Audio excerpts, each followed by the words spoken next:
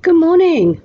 So, Wednesday, the 17th of March, St. Patrick's Day, and as promised, a little bit of something especially for St. Patrick. And Patrick, in Welsh, Padrig, in Irish, Padraig, was a 5th century Christian missionary and bishop.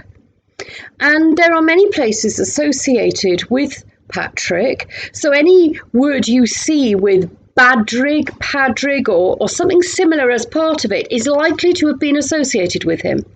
He has quite distinct links with Glastonbury and with Anglesey in North Wales.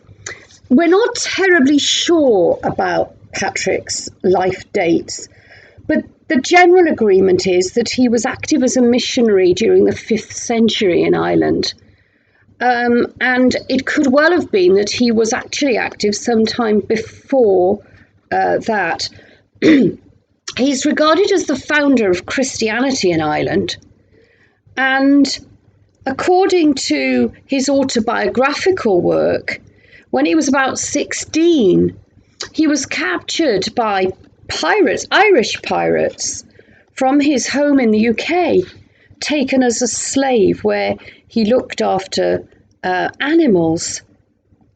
And then he escaped and returned to his family.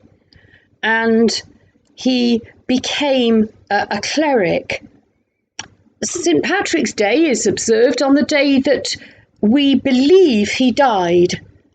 And it's reputed that he's buried in Downpatrick in Ireland. So there are all kinds of interesting things, and you can look these up. Part of the problem we have with Patrick, like so many characters that far back in time, is that it wasn't always well documented, and so people have tried to piece stuff together. But he was definitely born in Rome and Britain, which covers quite a lot of time. And we think his birthplace may actually have been the north of England, possibly present-day Cumbria or Northumbria. And the captivity by the Irish pirates, he says, was a significant influence on his spiritual development. It was about 6 years that he was in captivity, and then he said he had a vision that meant that he escaped and got a lift, as it were, on a ship and came back to Britain. He studied in Europe, principally in France, and it was a bishop of the Western Church that ordained him to the priesthood. And he returned to Ireland as a Christian missionary. He says he baptized thousands of people. And the shamrock, it's said, was something that he used to teach the Irish about the doctrine of the Holy Trinity. Rather as we in the West have done with a clover, a 3-leaf clover, for trying to explain the Trinity. And it's also he's also credited with having got rid of snakes from Ireland.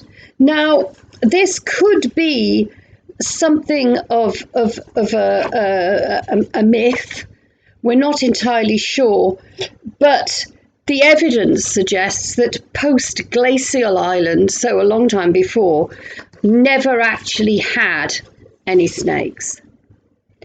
There's also a story about the walking stick that he carried, made of ash wood, that when he thrust it into the ground, when he was speaking, took root and became a tree.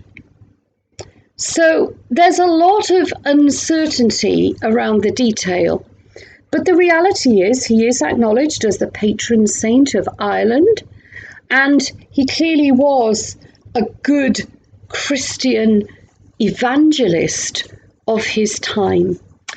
And so I just thought it was worth acknowledging his day this year in an extra little reflection And I'm going to put alongside this the well-known hymn, St. Patrick's Breastplate. And so until I see you tomorrow, Thursday, God bless.